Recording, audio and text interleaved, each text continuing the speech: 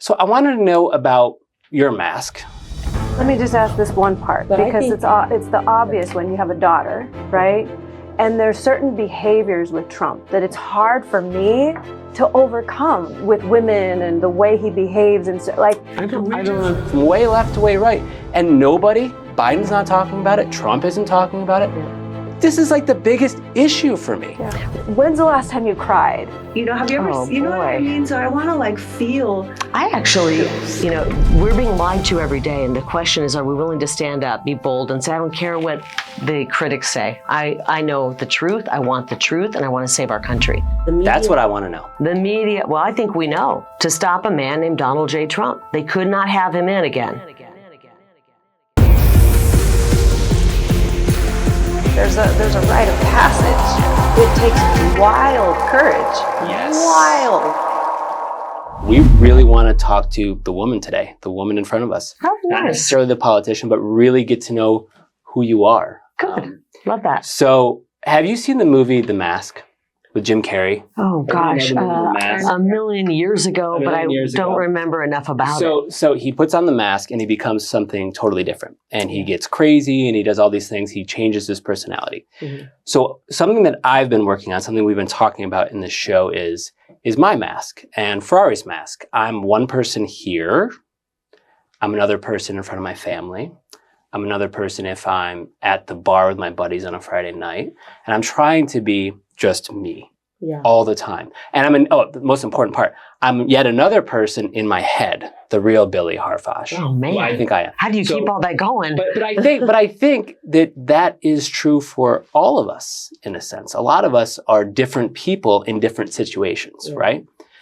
So I wanted to know about your mask and who you have to be as a public figure when you're on all these national shows, who you have to be when you're speaking and you're doing interviews versus when you go home at night, you put your head on the pillow with your husband, or you wake up in the morning, you have a cup of coffee. Mm-hmm. Who is the real Kari Lake?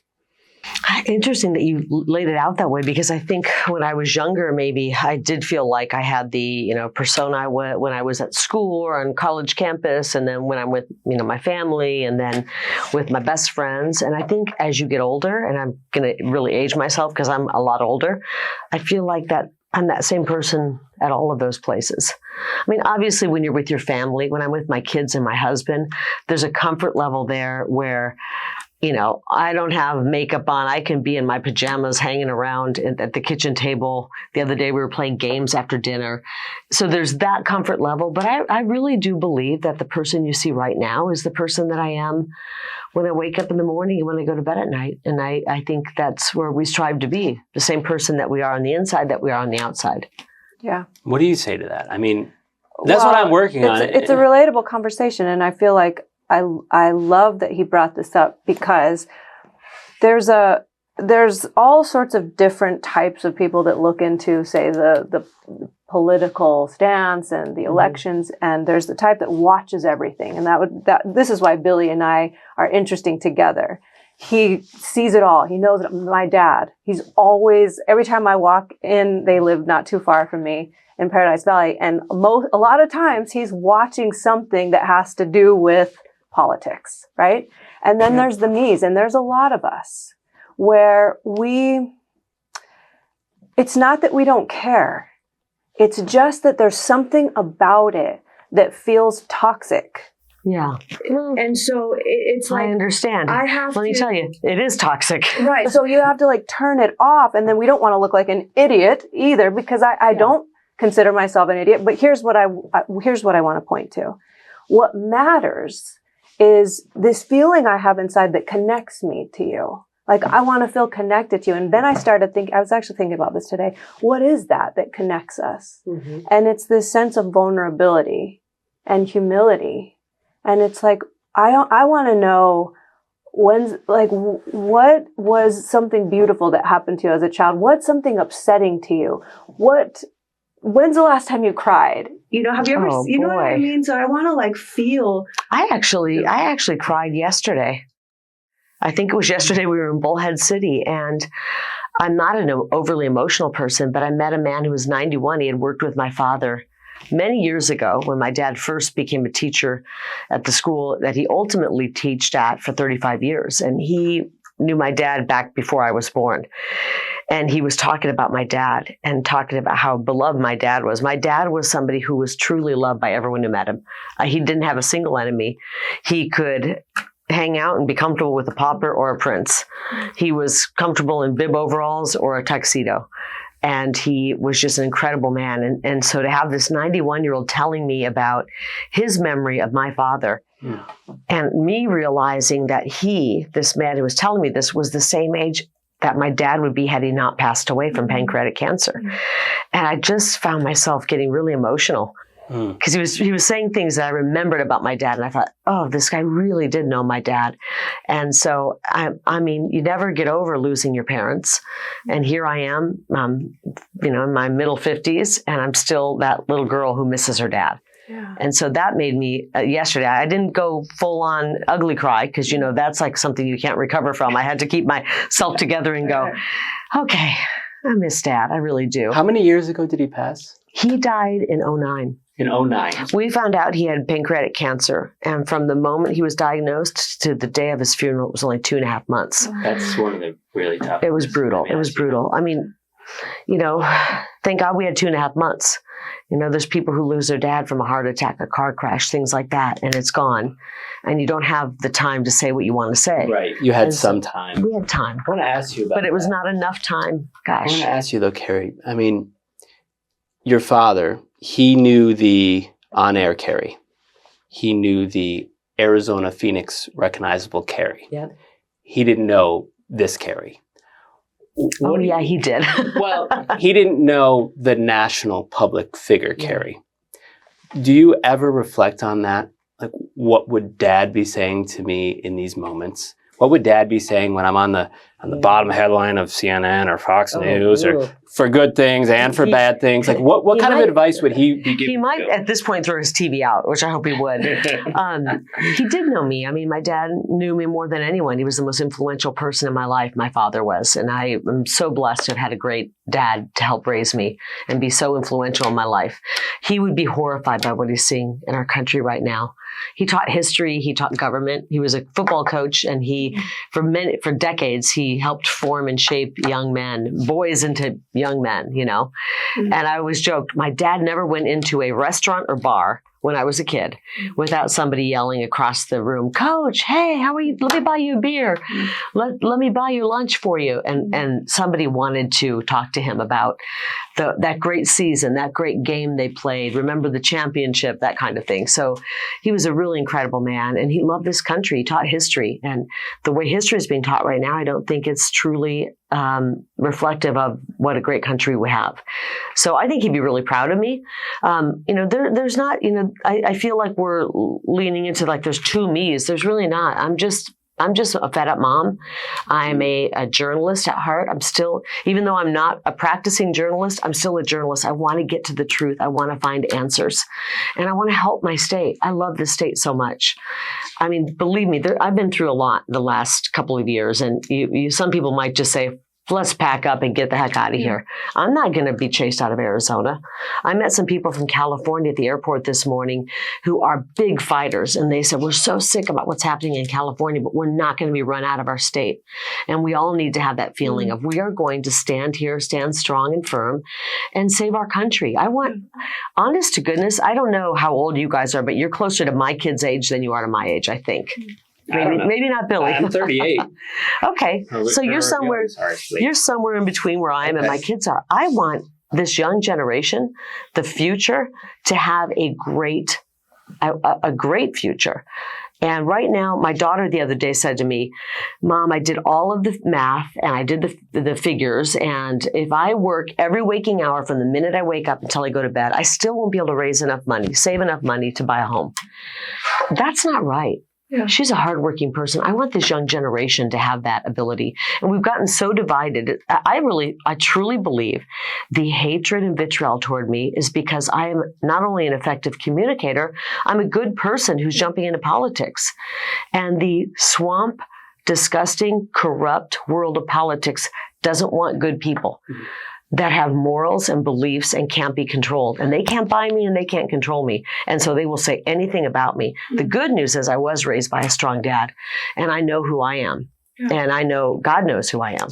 The name of this show, Kari, is Wild Courage. And I don't care who's watching this, whether they love you, whether they disagree with your politics. It does take wild courage and courage to do what you've done. I mean, you're here, you're running, you're front and center every single day of the week. I mean, I can't imagine being in your shoes. You used the word hatred and hate. Mm-hmm. How do you deal with that? I mean, someone called you the other day. I was talking to someone, a friend of mine, and said, "Yeah, I had Kari Lake on the show." She said, "It's like she's like a political Kardashian." And I said, "Well, what do you mean? Is that an insult? What does that mean?" Because Kardashian can be good or bad. And she said, "Exactly, good or bad.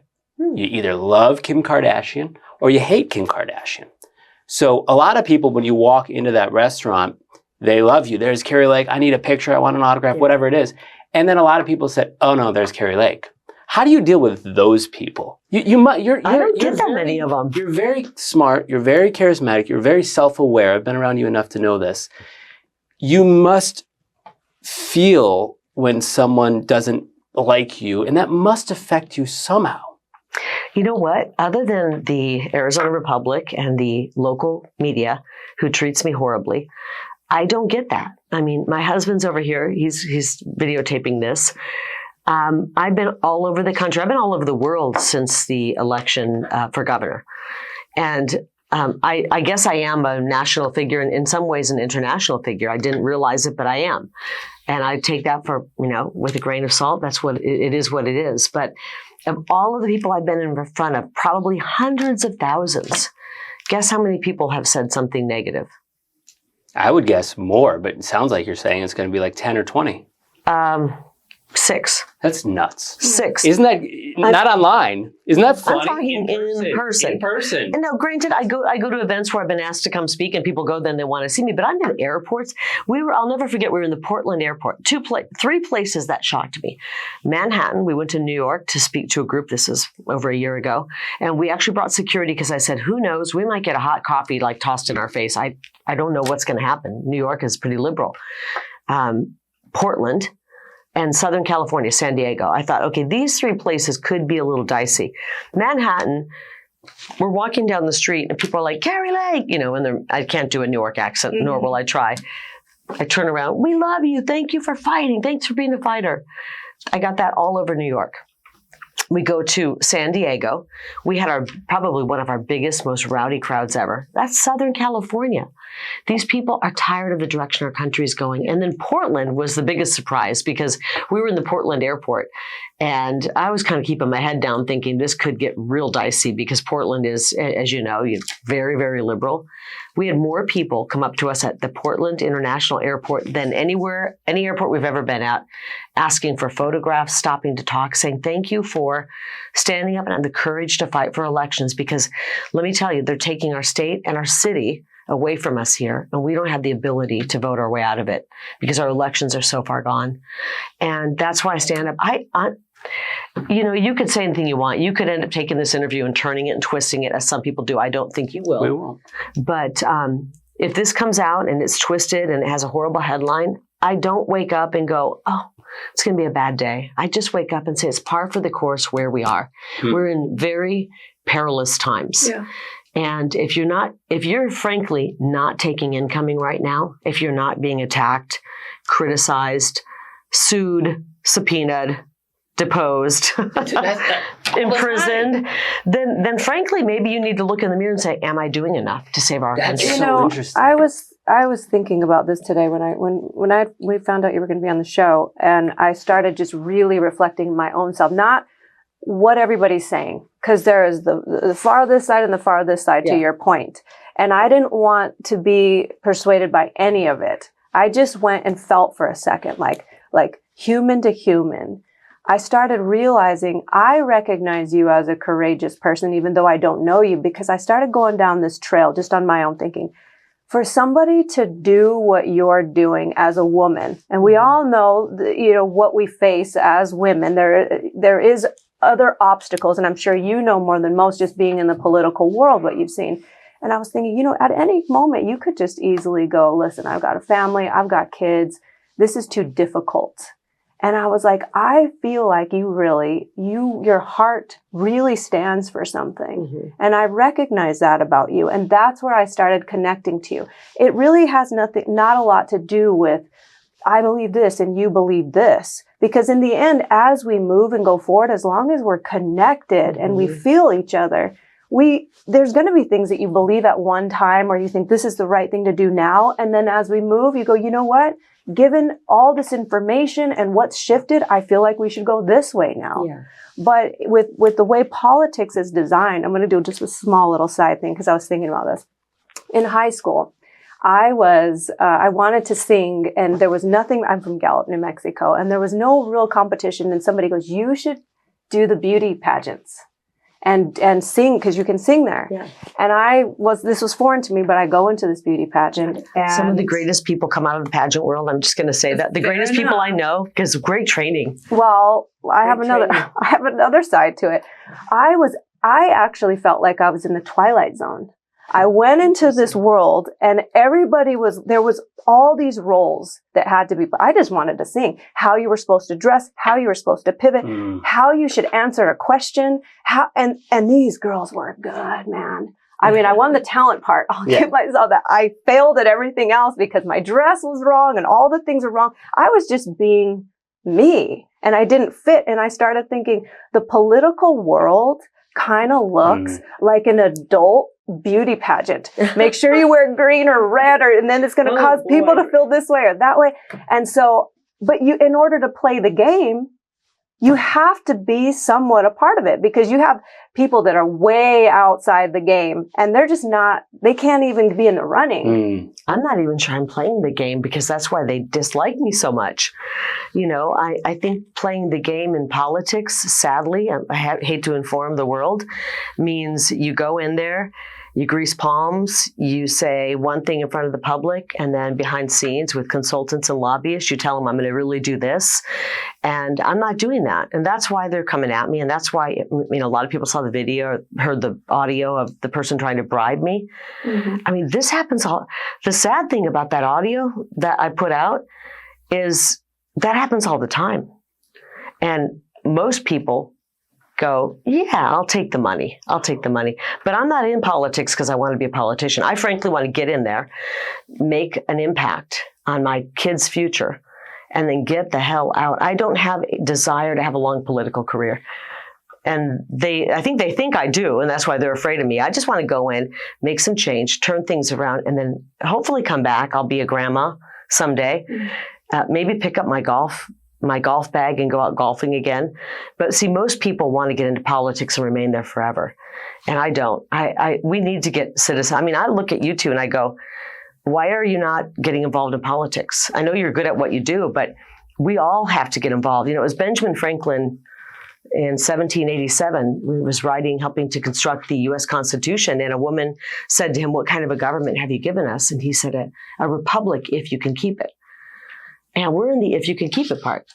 And let's face it, before, I think, COVID, when that was a huge wake-up call, we weren't doing a good job on the if you can keep it. We were, we thought if we voted, we were active. And it's like, no, voting is not going to cut it. We got to vote, but we have to be involved. That means becoming a PC, knocking on doors, talking about politics. Somewhere along the way, they said, don't talk politics with people. It's not polite. We have to start doing that. And I think that was a way to disconnect us from our country and our government by making us feel like if we talked politics, it wasn't polite. We have to start talking politics. And I think the young people are already going, we're going to get involved in politics. One of the most proud things that I can share with you about our movement, not me, but our movement, is that young people are involved. They know that if they don't get active and get involved, somebody else is going to chart the course for their future. And we saw during COVID what that meant. It was not a good future. Mm-hmm. So I think getting involved right now, all of us, it's our duty. It's our absolute duty to get involved. So I got to ask something really quick. I got to get this off my chest because it's, quite frankly, it's not just me. A lot of people out there across the whole country, it's been pissing me off. I'm trying not to swear, but pissing me off, really. And I don't understand why Trump isn't speaking about it. I don't understand why Biden isn't speaking about it. or anybody, help me. Okay. I don't want to say certain words because we said certain words last time you were on my show and then everybody took it down. So I'm going to try to be. I think I was your most controversial guest. Maybe, yeah. A little fed up mom pretty from damn Phoenix. close. Yeah, pretty damn close. Yeah. Roger Stone was pretty controversial. So here it is. COVID. China. We know now, even scientists, people from the other side, we do think it came from a lab. Okay. Weaponized or not weaponized?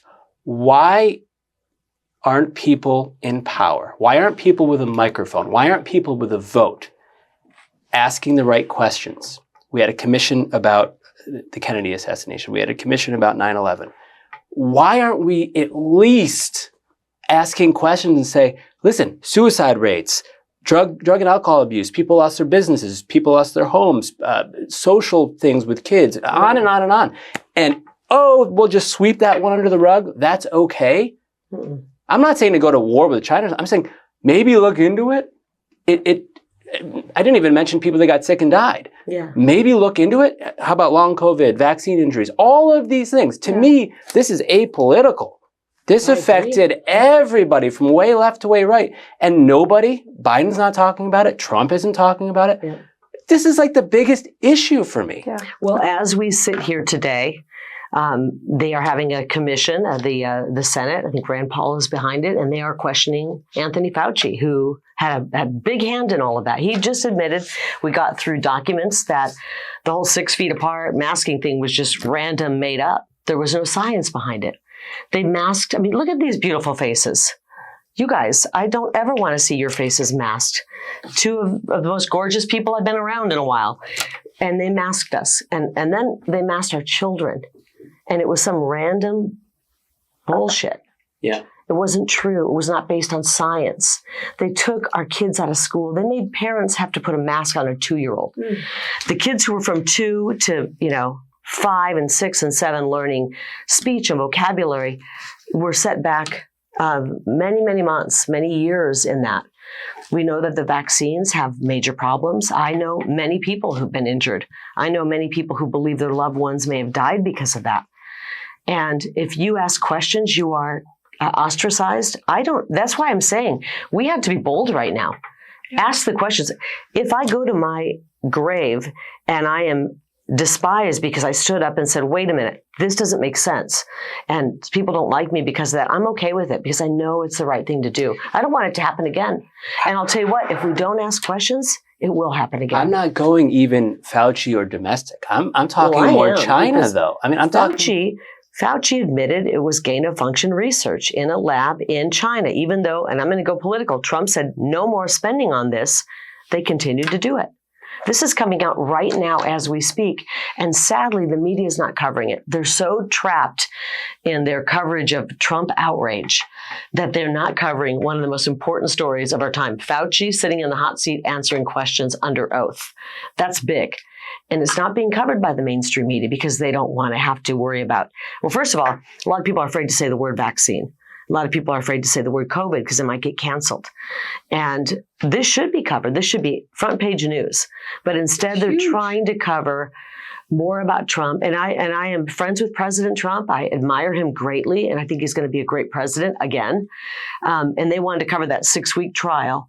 Meanwhile, we have this COVID stuff that's just building up and mounting. When you look at the papers from Anthony Fauci and see what was really going on, every single American should be outraged. The world should be outraged.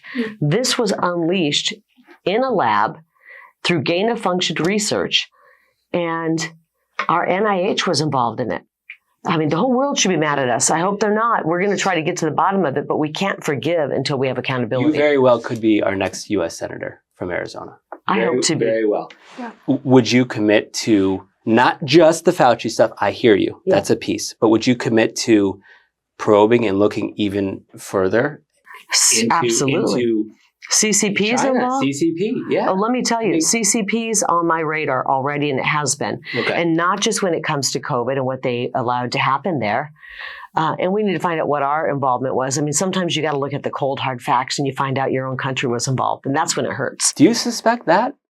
Beyond Well, Fauci's, I mean, we're finding. I mean, Fauci represents the United States of America.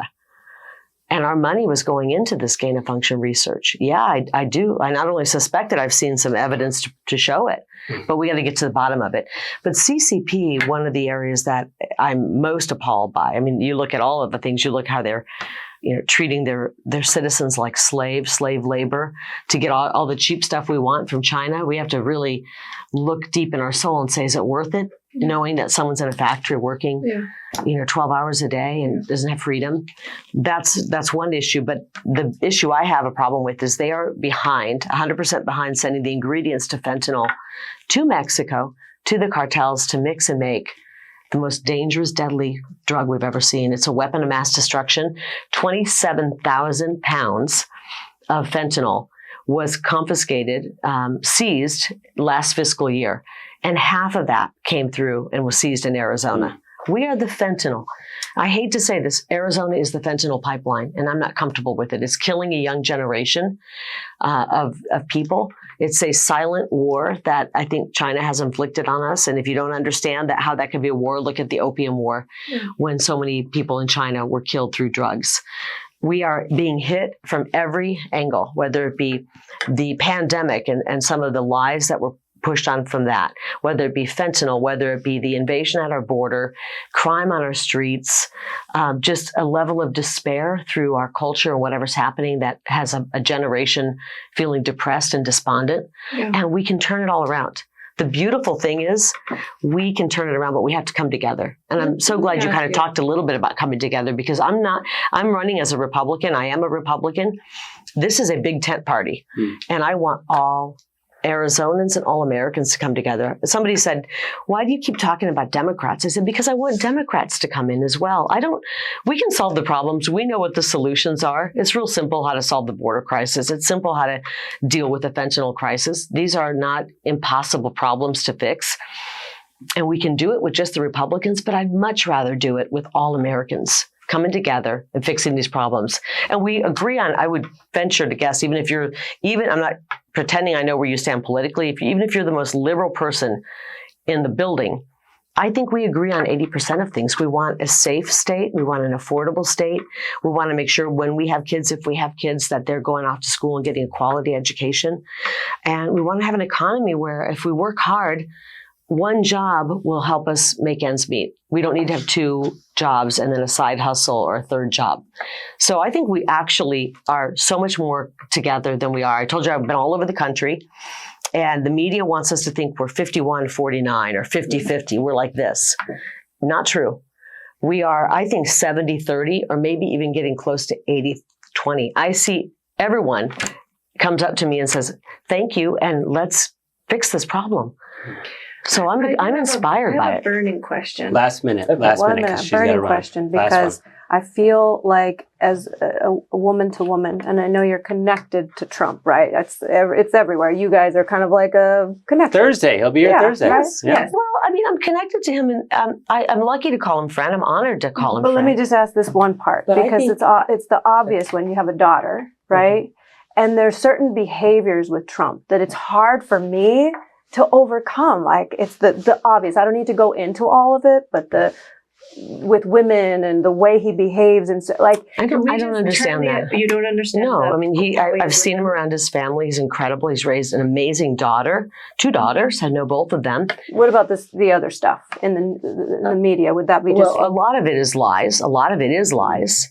And I have a real problem with Joe Biden showering with his daughter. And her diary. I mean, that is absolutely disgusting. That's incest. I'm so not I got one side or the other. Honestly, I'm just looking at it, and I'm looking at Trump as clear as I can without being influenced by anything. And inside of that, even the way he speaks, and there's been things on camera. I just want to relate to you a little bit to know, like, are we just turning because he's still the best fit? Or are we just kind of turning our head to that? No, I think that I know him well. I mean, I've been around him a lot, and I know the way he treats me. I see the way he treats people incredibly well. I know he's a man of the people. We can see President Trump interacting with thousands of people. Joe Biden doesn't interact with anybody. he stumbles and bumbles and walks around and gets lost. I don't see him interacting with a lot of people. And I see a lot of awkwardness and inappropriateness. I've seen the video of him touching children, sniffing people's hair. To me, that there's some real problems with Joe Biden. And I'm not saying compare like Trump's just better than Biden. He obviously is better in my opinion. But I've also seen the family he's raised, the grandchildren he's raised. And I know that the media has done a number on him. And I don't blame you for feeling that way, because we've had 8 years of a steady drumbeat of the media attacking the man. Imagine waking up, and you're from the media, Billy, and you wake up and you're having coffee in bed and scrolling through whatever social media, and you see like a really nasty story about you that's not true. And you go, well, that sucks. And then you keep scrolling and there's another outlet that wrote another negative story that's not true. And you keep scrolling and there's 10 stories. And next thing you know, your neighbors are looking at you like, what's wrong with him? And that goes on every day, not just for a week or a month, but for 8 years. And it's not just the local media, it's the world media. That's what President Trump has endured. Here's a guy who's given up everything. He's willing to give up everything, and he's got a beautiful life. He doesn't need to do this. It's really, really hard. And he's endured that character assassination and still stood up, because we're at a moment when that is what the warfare is. We don't see bullets flying. We see the false narrative. We see lies in the media. And that is the method of war that they're using against us. And so we're on the battlefield right now. President Trump is on the battlefield, and we're marching up this hill. And this is the last hill. We either take the hill or surrender it. And I'm not surrendering this hill. And I don't think for 1 second President Trump will. And I just ask people to open your eyes to the media. I mean, they lied about COVID. We know that. We just talked about COVID. The media lied about COVID. Either that or they got it wrong. But most likely, in many cases, they lied. If they're going to lie about COVID and put us at risk and lie to us and lie on how we need to behave, you don't think they're going to lie about President Trump? And then why did COVID come about? Ask yourself that. The media, that's what I want to know. The media, well, I think we know. To stop a man named Donald J. Trump. They could not have him in again. And a lot of it had to do with that. And so, we're being lied to every day. And the question is, are we willing to stand up, be bold, and say, I don't care what the critics say. I know the truth. I want the truth, and I want to save our country. And that's what I want to do. And I've already had a great life. I'm hoping to have a couple more decades. Praise Jesus, please, 2 more decades at least. But I really want my kids, who are a little bit younger than you guys, to have a future. And then we're gonna rest all this on your shoulders, and you guys are gonna have to lead us, the next generation, of a great free country, a republic. And I'm hoping you guys will do that. That's excellent. Thank you so much. And thanks for coming in. I hope our audience got a chance to see some of the real Kari Lake today. Hey everyone, we're at the Pad Lab studio in Scottsdale, your go-to for real estate and mortgages. Whether you're buying, selling, or need financing, trust their 2 decades of expertise. Visit padlabaz.com to kickstart your journey. And if you're a pro seeking a dynamic team, check out padlabcareers.com. Let's make moves with Pad Lab.